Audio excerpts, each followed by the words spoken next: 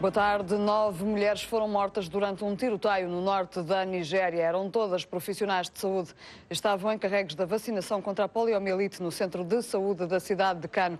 Um grupo de homens armados entrou no centro onde decorre a vacinação e matou a tiro as 9 funcionárias. Até agora ninguém reivindicou a responsabilidade do ataque, mas o grupo extremista Boko Haram, que antes condenou o uso da medicina ocidental, tem sido apontado nas últimas semanas como culpado de uma série de ataques às forças de segurança de Kano. Este ataque vai dificultar os esforços das organizações de saúde globais para erradicar a poliomielite da Nigéria, um vírus que pode causar paralisia irreversível. A crise no Mali domina a agenda de uma reunião de emergência em Maputo da Comunidade para o Desenvolvimento da África Austral, de onde sairá um dossiê a apresentar na Cimeira de Chefes de Estado e de Governo da organização. O ambiente na sala não disfarça a tensão que domina este Conselho de Ministros dos países membros da Comunidade para o Desenvolvimento da África Austral, SADC. O encontro de Maputo que antecede a Cimeira Extraordinária dos Chefes de Estado e de Governos da região para analisar os últimos desenvolvimentos do conturbado conflito armado na República Democrática do Congo. A situação esteve sempre difícil, não é? Tem momentos de menos complicação, de mais complicação, mas a situação é sempre difícil e creio que só podemos dar-nos por descansados quando efetivamente pudermos dizer que existe paz na República Democrática do Congo. Antes disso, não. Uma paz comprometida agora com o aumento de grupos armados que se opõem ao regime de Joseph Kabila. Quanto ao surgimento de mais um movimento rebelde, eu devo dizer que naquela parte aquilo que são consideradas forças negativas são mais de 28. Portanto, o surgimento de mais um só comprova de que a situação naquela parte do território, por razões de várias naturezas, é uma situação difícil. Esta reunião relâmpago de Maputo justifica-se porque a situação na República Democrática do Congo está cada vez mais complicada com o avanço dos rebeldes do M23 sobre a estratégica cidade de Goma e com o surgimento do novo movimento rebelde, a União dos Revolucionários do Congo, que já anunciou a intenção de derrubar o regime de Joseph Kabila. Jacinto Baibai, Carlos Jussia, RTP, Maputo.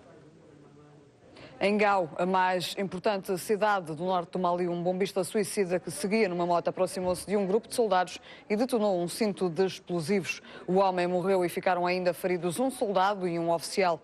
Este tipo de terrorismo com recurso a homens-bomba é o primeiro de sempre na história do Mali e acontece depois do movimento islamita para a União da Jihad na África Ocidental, o Mujal, ter ameaçado com a utilização de kamikazes na região, bem como com a colocação de minas.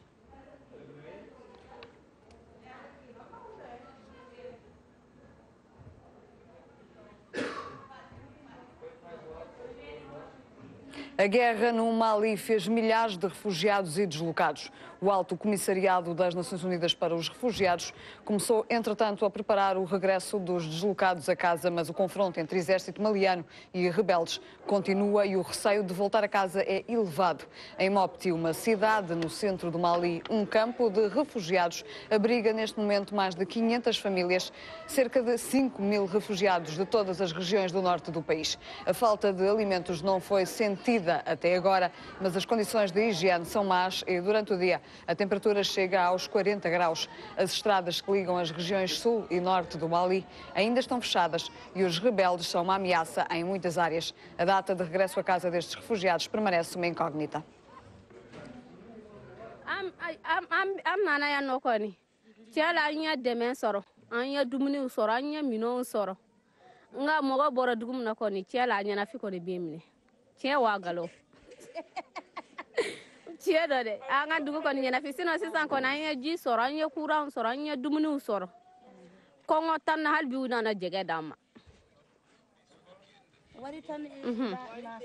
Ayo zai ka hunde ai si here ai si jew ayo yana di hari jang yana di haye kut men da yan jaben hunde ai ga baye ayo hakan bara koira na te kura ba mana koira wani.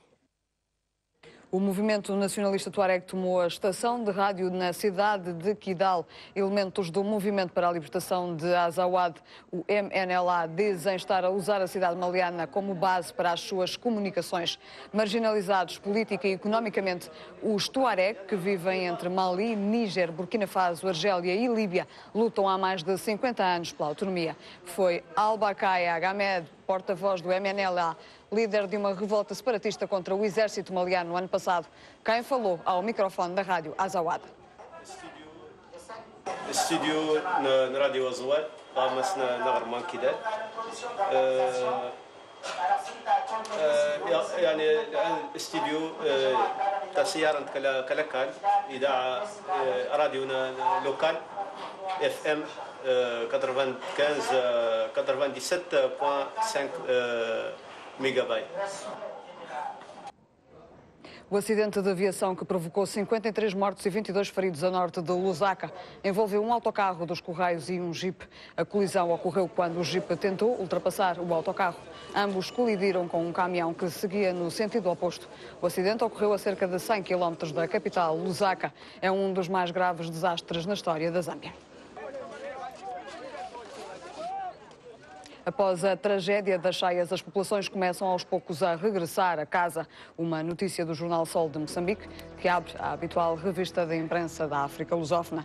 O regresso a casa. Após a tragédia das cheias, as populações começam a regressar à cidade de Chokwe. Corrupção na polícia diminuiu o mistério da morte de Queta de Jesus. Moçambique vai passar Angola. António Costa abre crise no PS português.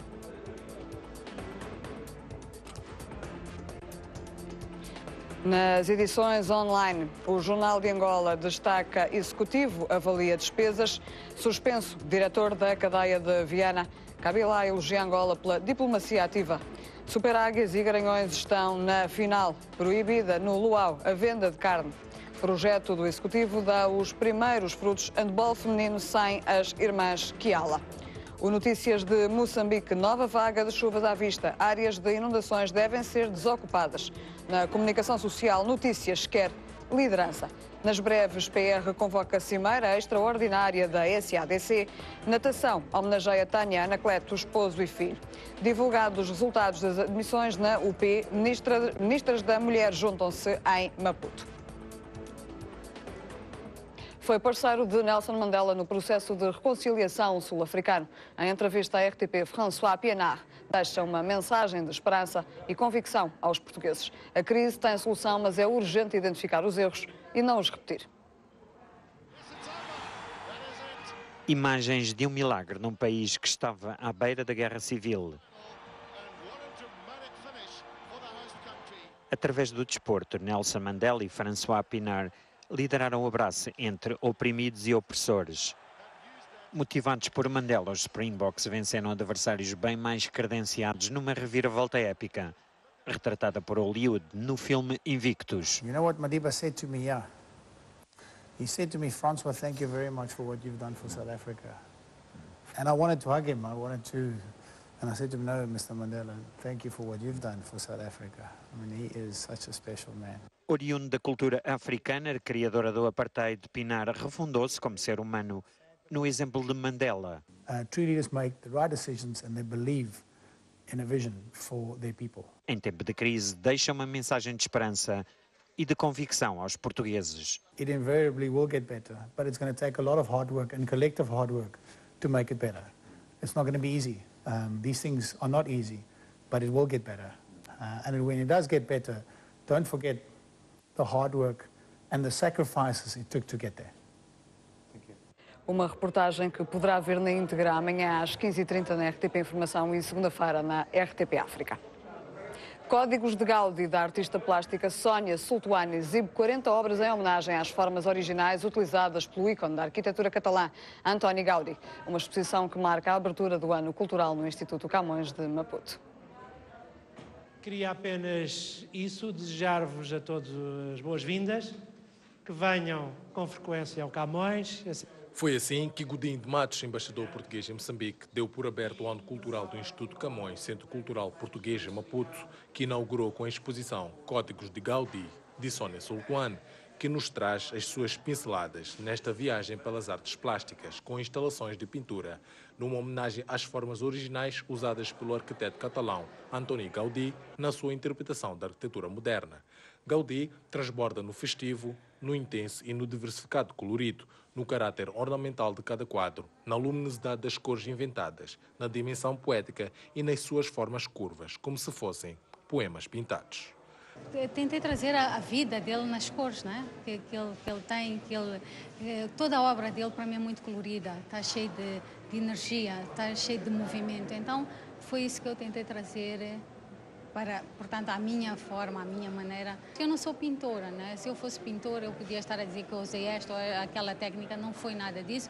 Eu trabalho com vários materiais sempre e foi um novo desafio, foi um descobrir de uma outra forma também de estar e de sentir a arte. O cunho pessoal que ela colocou na utilização das cores, na utilização da madeira como suporte, na utilização de círculos para fazer o seu trabalho, eu julgo que ela marcou muito essa mesma originalidade e a sua subjetividade.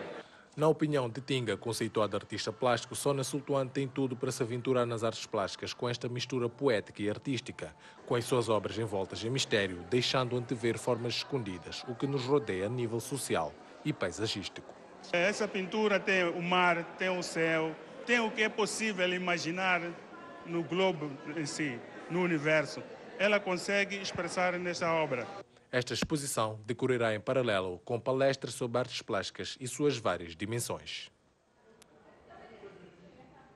Termina aqui esta edição do Zoom África. Boa tarde, bom fim de semana.